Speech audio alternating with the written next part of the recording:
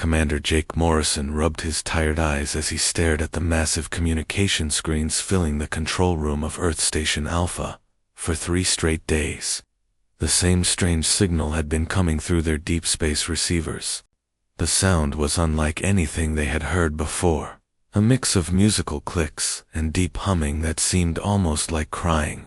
Jake had been running this monitoring station for 12 years. Ever since humanity first started exploring beyond their own solar system. He had heard thousands of radio signals from across the galaxy. Most were just background noise from dying stars or natural phenomena. But this one was different. This one felt desperate.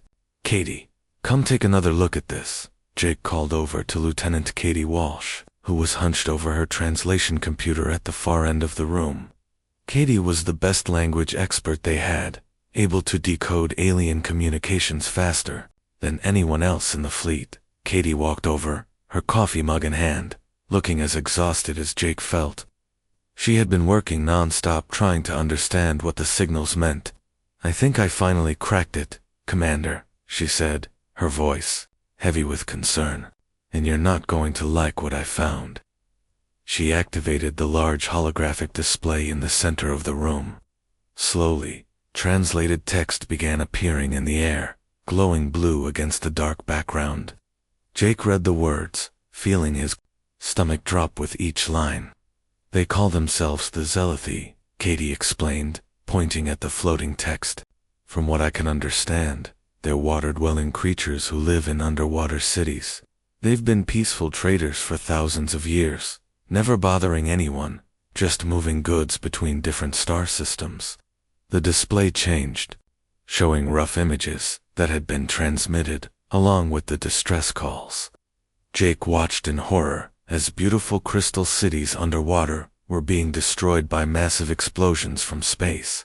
The cities looked like underwater coral reefs mixed with glass cathedrals, absolutely stunning in their alien beauty.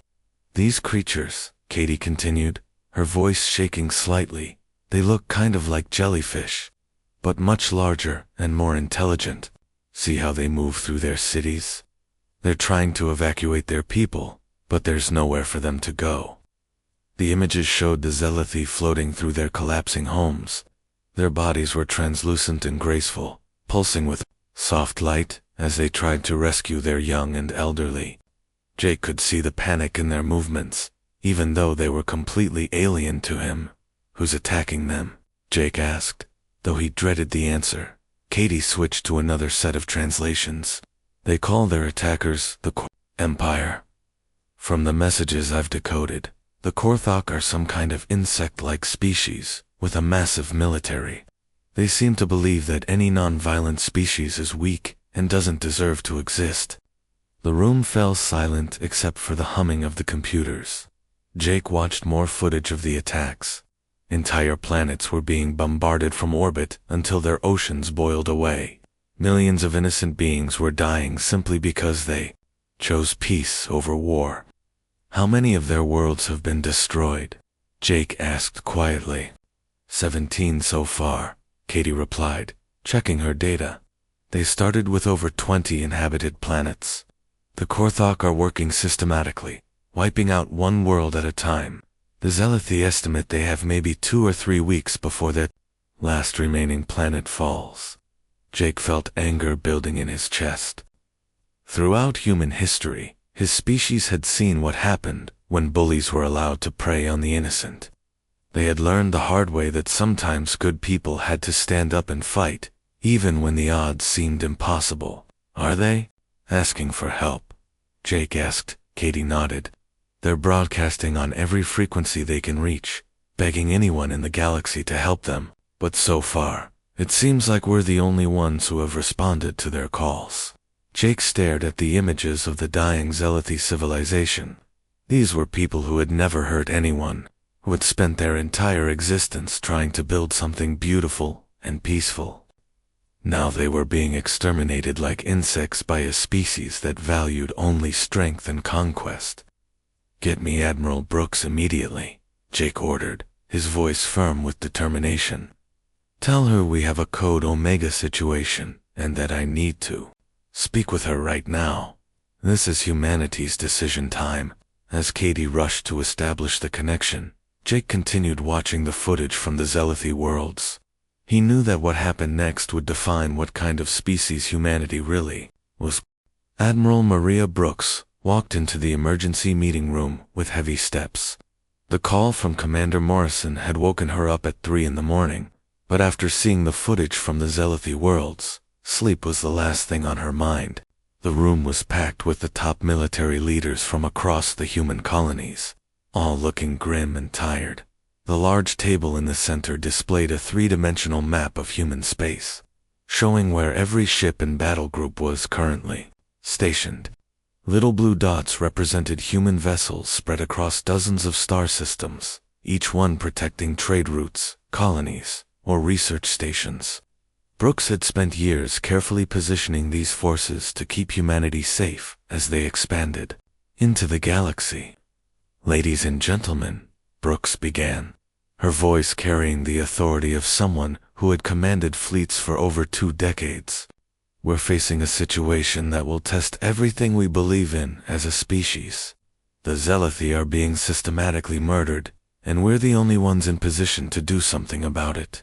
Captain Tom Davis stood up from his seat near the intelligence displays. He was a thin man with nervous energy, always fidgeting with data tablets and reports. "Admiral, I've run the numbers 3 times. The Zealothy homeworld is 8 months away at our fastest possible speed. Even if we left right now with our closest battle group, we'd arrive to find nothing but empty space." The room erupted in frustrated murmurs. 8 months might as well have been 8 years when people were dying by the millions each day. Brooks raised her hand for silence and continued studying the fleet positions. "What if we didn't just send the closest battle group?" she asked, her mind already working through possibilities. "What if we sent everything we could spare?" Captain Lisa Chen, commander of the heavy cruiser Defiance, shifted uncomfortably in her chair. She was known for being practical and cautious, always thinking about the bigger picture. "Ma'am, with respect, even if we combined multiple battle groups, we're still looking at months of travel time. And stripping that many ships from our defensive positions would leave our own people vulnerable." Brooks walked over to the display and began manipulating it with her hands, pulling ships from various positions and grouping them together. "Not if we do something we've never done before. What if we pull ships from every sector? Not just military vessels, but anything with a jump drive and enough space for Marines." The room fell silent as everyone realized what she was suggesting. They would be taking cargo ships, exploration vessels, even some of the newer civilian transports, and converting them into a rescue fleet. It was unprecedented and incredibly risky. "Admiral," said Captain Robert Hayes from the Outer Colonies Defense Force, "that would mean pulling protection from over 30 human worlds. The Colonial Board will never approve something that reckless. They'll say we're abandoning our own people for aliens we've never even met." Brooke stopped moving the holographic ships and turned to face the room. Her steel-gray eyes swept across each face, seeing the doubt and concern written there. These were good people who had sworn to protect human lives, and she was asking them to risk everything for strangers. "You're right, Bob," she said quietly. "The board won't approve this. They'll probably try to court-martial me for even suggesting it. But let me ask you all something. What kind of species do we want to be? Do we want to be the kind that stands by and watches genocide because it's not our problem?" She activated a recording from the Zealothy transmissions. The haunting sounds of their distress calls filled the room, followed by translated pleas for help. The assembled officers watched footage of Zealothy children being evacuated from their dying cities, their bioluminescent bodies flickering with fear. "These people never hurt anyone," Brooks continued. "They spent thousands of years building something beautiful and peaceful. Now they're being exterminated by bullies who think might makes right. If we don't help them, who will?" Captain Davis pulled up more data on his tablet.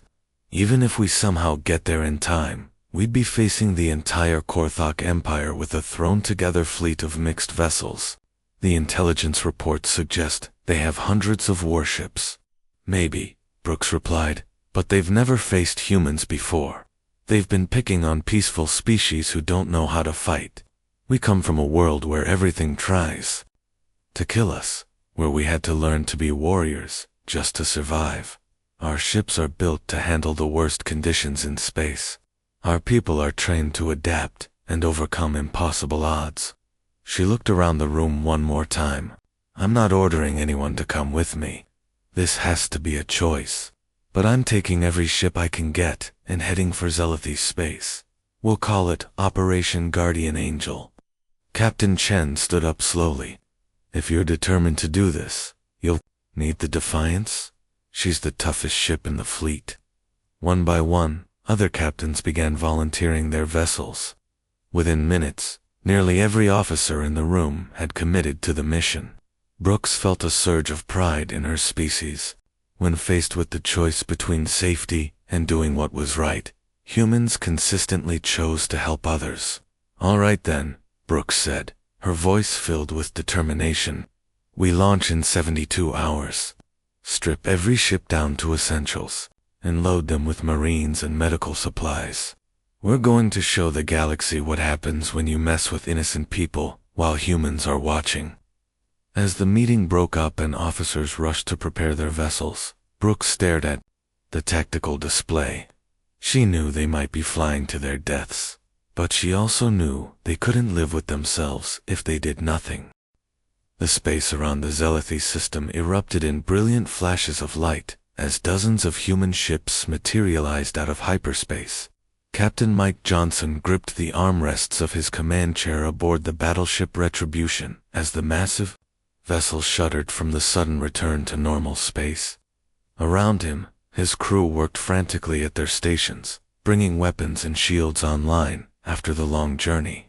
"Talk to me, Amy," Mike called out to Lieutenant Amy Foster, who was hunched over the sensor console. Her face was pale as she studied the readings flowing across her screens. "Sir, I'm only detecting life signs from one planet," Amy reported, her voice barely above a whisper. "The other worlds in this system, they're completely dead. No atmosphere, no water, nothing." Mike felt his heart sink as he looked at the tactical display. The Zealothy had originally inhabited 5 beautiful ocean worlds in this system. Now only one remained, and even that planet looked damaged from orbit. Massive scars covered its surface where the Korthok had bombarded it from space. "How many Zealothy are left?" Mike asked, dreading the answer. Amy worked her controls for several minutes before responding. "Best estimate, maybe a few 100,000, sir. They're all hiding in the deepest parts of the ocean. It looks like they've shut down most of their cities to avoid detection." The bridge fell silent as everyone absorbed the magnitude of the tragedy. An entire civilization of millions had been reduced to a few survivors cowering in underwater trenches, afraid to even turn on their lights for fear of being spotted by their attackers. "Sir," called out Communications Officer Danny Park, "Admiral Brooks is ordering all diplomatic shuttles to prepare for surface contact. She wants to establish communication with the survivors as quickly as possible." Mike nodded and turned to Commander Rachel Williams, the expedition's chief diplomatic officer. Rachel had volunteered for this mission specifically because she specialized in first contact situations. She had graying hair and kind eyes that seemed to put people at ease, even in the most stressful circumstances. "Rachel, you ready for this?" Mike asked. "These people have been through hell. They're going to be terrified of everything and everyone." Rachel was already putting on her environmental suit, checking each seal carefully. "I've been studying their culture and psychology during the trip here. They're a peaceful species that's never experienced warfare like this. To them, we probably look like the same kind of monsters that have been hunting them." The shuttle bay was bustling with activity as human marines and medics loaded supplies and equipment. The plan was simple: make contact with the Zealothy leadership, offer medical aid, and begin coordinating their protection. But everyone knew that first contact with traumatized survivors would be incredibly delicate. The shuttle descended through the planet's atmosphere, which was thick with smoke and debris from the orbital attacks. Through the small windows, Rachel could see the devastation below. What had once been beautiful coral cities were now broken ruins, scattered across the ocean floor. There, pointed out the pilot, Lieutenant Kevin Torres. Sensor contact. Large.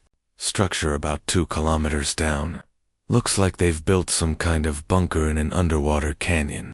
The shuttle's lights illuminated the approach to what appeared to be a hastily constructed shelter built into the rock walls of a deep ocean trench. As they got closer, Rachel could see Zealothi beings moving inside through transparent walls. Their bodies glowed with soft bioluminescent patterns, but the light was dim and flickering, suggesting fear or illness. When the shuttle docked with the emergency airlock the Zealothi had constructed, Rachel took a deep breath and activated her translation device. This was the moment that would determine whether humanity could gain the trust of these survivors. The inner door opened, and Rachel found herself face to face with several Zealothi beings. They were unlike anything she had ever seen, graceful, translucent creatures that looked like a cross between jellyfish and angels.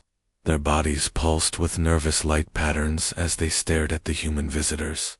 One of them, clearly elderly, based on the intricate patterns covering his form, floated forward. When he spoke, the translation device rendered his words in a voice that sounded like distant whale songs mixed with wind chimes. "You are from a death world," he said, his entire body trembling with fear. "We have heard stories from other species about your kind, beings who come from a planet so violent that it forges killers. Have we survived the Korthok only to be destroyed by an even more dangerous predator?" Rachel slowly reached up and removed her helmet, letting her graying hair fall free.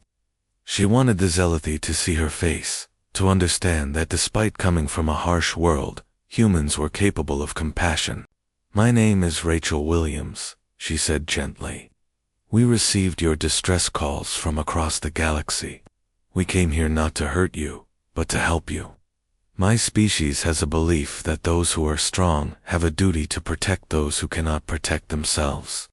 The elderly Zealothi, who introduced himself as Elder Kathani, seemed confused by this concept.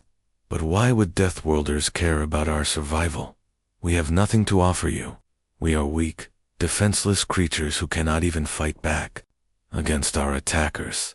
Rachel smiled warmly. "That's exactly why we care. Where we come from, the strong don't prey on the weak, they defend them. It's what makes us human." To prove their intentions, Rachel called in the human medical teams that had been waiting in the shuttle. Dr. Patricia Lopez and her staff immediately began examining wounded Zealothi with the same care they would show human patients. They used advanced trauma surgery techniques adapted for the aliens' unique biology, working with incredible precision to heal injuries that the Zealothi's own medical knowledge couldn't handle. As the Zealothi watched humans working tirelessly to save their people, asking for nothing in return, their fear began to transform into wonder. These Deathworlders weren't the monsters they had expected. Despite coming from a harsh and violent world, they had traveled across the galaxy for the sole purpose of helping strangers in need. Elder Cathenia's bioluminescent patterns shifted from the fearful flashing of before to a steady, warm glow. "Perhaps," he whispered through the translator, "we have been wrong about what it means to be strong." The warning klaxons aboard the human flagship Indomitable began wailing as massive energy signatures appeared at the edge of the Zealothi system. Admiral Brooks rushed to the bridge, still pulling on her uniform jacket as she took her command position. "Report," she barked to her sensor operator. "Ma'am, we've got incoming Korthok fleet. 137 vessels, including what looks like their main battle fleet. They'll be in weapons range in 40 minutes, reported Lieutenant Jessica Harper, her fingers flying over her control panel. Brooks studied the tactical display, showing the approaching enemy formation. The Korthok ships were massive, each one at least 3 times larger than the biggest human vessel. They moved in perfect geometric patterns, like a swarm of deadly insects advancing through space. Aboard the lead Korthok vessel, Hive Commander, Scath stood in his command chamber, his insectoid form clicking with satisfaction as he observed the small human fleet positioned around the last Celethi world. His compound eyes glittered with contempt as he studied the strange alien ships. "Look at these primitive vessels," Scath chittered to his subordinates. "They appear to be built for crude durability rather than the elegant efficiency of our designs. These mammals think they can challenge the might of the Korthok Empire." The Korthok ships were sleek and beautiful, their hulls gleaming with advanced alloys and covered in sophisticated weapon arrays. They had conquered dozens of species with these magnificent war machines, each victory adding to their sense of superiority. "Prepare the primary assault formation," Scath commanded. "We will show these Deathworlders what happens when inferior species dare to interfere with our rightful conquest." Back on the human ships, the crews were making final preparations for battle. Captain David Thompson stood on the bridge of his destroyer, relentless, watching his crew work with practiced efficiency. Unlike the pristine Korthok vessels, human ships looked rough and scarred, their hulls bearing the marks of countless battles against the harsh environment of space itself. "Sir, they're opening fire," called out his weapons officer, Lieutenant Brian Murphy. The first wave of Korthok energy beams lanced across space, striking the human formation with enough power to vaporize most alien vessels. The Korthok commanders expected to see immediate destruction, but instead watched in shock as the human ships absorbed the hits with minimal damage. "What is this?" Scath hissed in disbelief. "Our weapons should have destroyed them instantly." What the Korthok didn't understand was that human ships were built to survive in the deadliest environment in the universe, the space between stars. Every hull plate was designed to withstand cosmic radiation, micrometeorite impacts, and the extreme temperature variations of deep space. The energy weapons that could easily destroy ships built for comfort and speed, barely scratched armor plating forged in Earth's most advanced foundries. Captain Thompson grinned as enemy fire splashed harmlessly across his shields. "Well, boys and girls, looks like these bugs brought the wrong kind of weapons to this fight. All ships, execute attack pattern Delta. Time to show them what real predators look like." The human fleet suddenly broke apart from their defensive formation, scattering in what appeared to be complete chaos. The Korthok commanders were confused. Their enemies seemed to have panicked and lost all coordination. But this wasn't panic. This was something the Korthok had never encountered before. Human pack hunting tactics evolved over millions of years of warfare and refined through countless battles. Where other species fought in rigid formations and predictable patterns, humans fought like the apex predators they had evolved to become. Human ships began striking from impossible angles, appearing out of nowhere to hit vulnerable spots before disappearing again. Groups of smaller vessels worked together to surround and overwhelm larger Korthok ships, like wolves bringing down creatures many times their size. "They're not following any recognizable battle doctrine," screamed one of Scath's tactical officers. "We cannot predict their movements." Admiral Brooks watched from her command center as her battle plan unfolded perfectly. Years of studying human military history had taught her that their greatest advantage wasn't superior technology or numbers, it was adaptability and creative thinking. "Hunter Groups Alpha and Beta, target their command vessels," she ordered.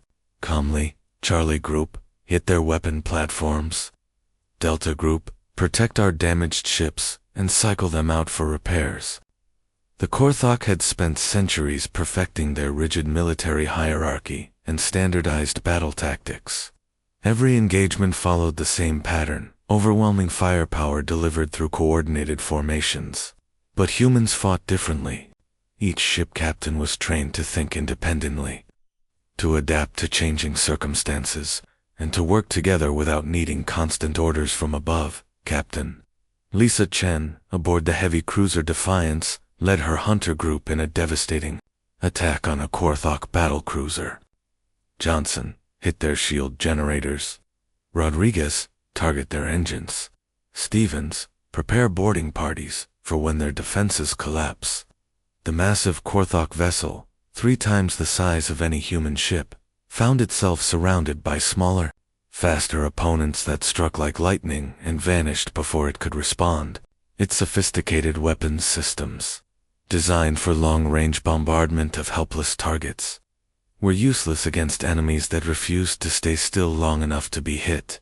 One by one, the mighty Korthok war machines began falling apart under the coordinated assault of the human fleet. Ships that had terrorized peaceful species across the galaxy discovered that they were helpless against opponents who fought back with intelligence, creativity, and the ruthless efficiency of hunters. Scath watched in horror as his supposedly invincible fleet crumbled around him. These primitive mammals from a death world had turned his perfect military formation into chaos, picking apart his forces with tactics he couldn't understand or counter. Retreat, he finally screamed. All ships, retreat immediately. But it was too late. The humans had already surrounded the remaining Korthok vessels, trapping them in a web of destruction from which there was no escape. 6 months after the final Korthok ship had been destroyed, Captain Ryan O'Brien walked through what had once been the heart of the Korthok Empire. The throne world that had commanded the deaths of billions now lay in shambles, its towering spires reduced to rubble and its military installations completely demolished. But something beautiful was happening among the ruins. Human construction crews worked side by side with Zelathi biotechnicians, rebuilding not just the physical structures, but creating something entirely new. Where once there had been monuments to conquest and domination, they were now growing gardens that combined human engineering with Zelathi biological artistry.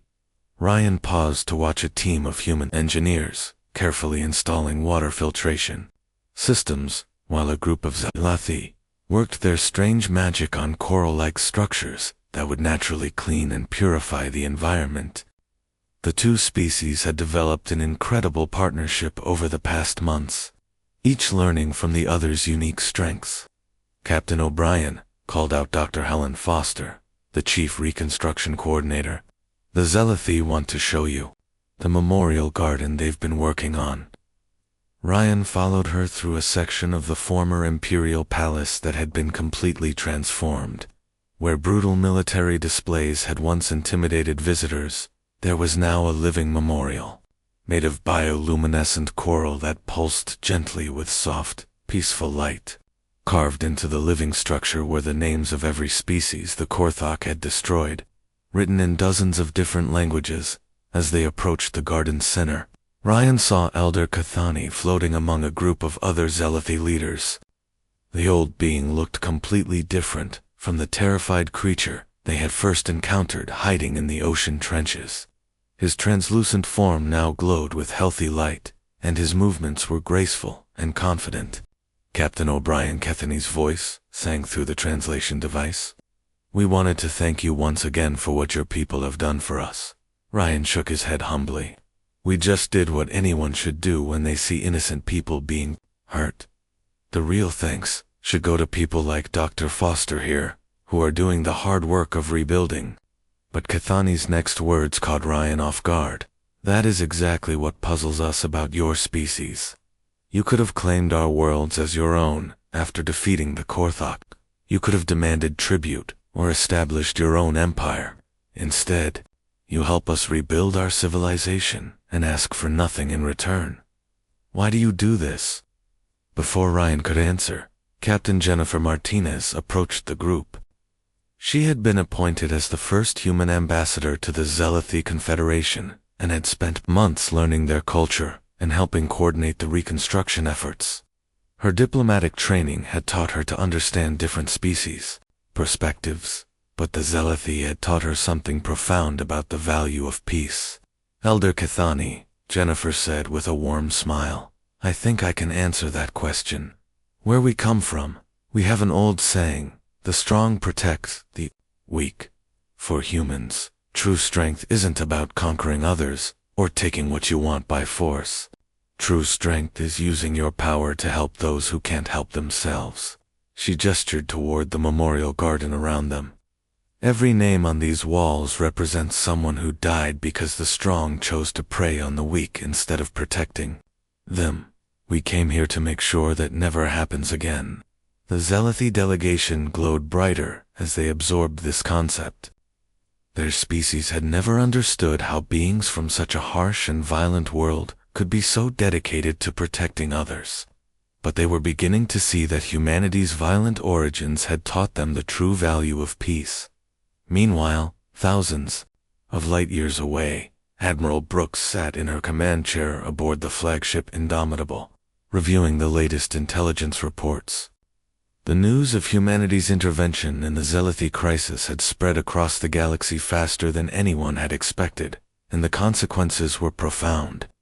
"Ma'am," reported Communications Officer Daniel Stevens, looking up from his console with excitement, "we're receiving another priority distress call. This one is from something called the Gentle Collective." Brooks activated the main display, showing the translated message. The Gentle Collective appeared to be a species of crystal-based life forms whose worlds were being raided by pirates. Their message was desperate but hopeful, specifically mentioning that they had heard about the humans who traveled across the galaxy to help the Zealoty. "How many is that now, Daniel?" Brooks asked. 17 confirmed distress calls in the past week, ma'am. All from peaceful species under attack by various aggressive empires and raider groups. Word is spreading that there's finally someone in the galaxy willing to stand up for those who can't fight back." Brooks studied the tactical display, showing human fleet positions across their corner of the galaxy. What had started as a single rescue mission was rapidly becoming something much larger. Peaceful species throughout the region were calling for help, no longer resigned to being victims of stronger, more violent neighbors. "Signal all fleet commanders," Brooks ordered, her voice carrying the weight of a historic decision, effective immediately. "We are implementing the Guardian Pact. Any distress call from a peaceful species under attack becomes our highest priority. We establish permanent patrol routes to protect those who choose peace over war." As her orders went out across the human fleet, Brooks felt the magnitude of what they were undertaking. Humanity was essentially declaring itself the protector of every peaceful species in their region of space. It would require a massive commitment of resources and personnel, and they would make enemies of every aggressive empire that preferred to prey on the weak. But as she looked at the messages of gratitude pouring in from species across the galaxy, Brooks knew they were making the right choice. Throughout human history, their greatest achievements had come not from conquest or domination, but from their willingness to sacrifice for others. Across the depths of space, human fleets began taking up new positions. Destroyers and cruisers that had once patrolled human trade routes now established guard posts around vulnerable worlds. Cargo ships were converted into mobile hospitals and relief stations. Diplomatic vessels opened communication channels with dozens of species that had never before had anyone to turn to for help. The most dangerous predators in the galaxy had chosen to become guardians instead of conquerors, and the balance of power in their corner of the universe would never be the same.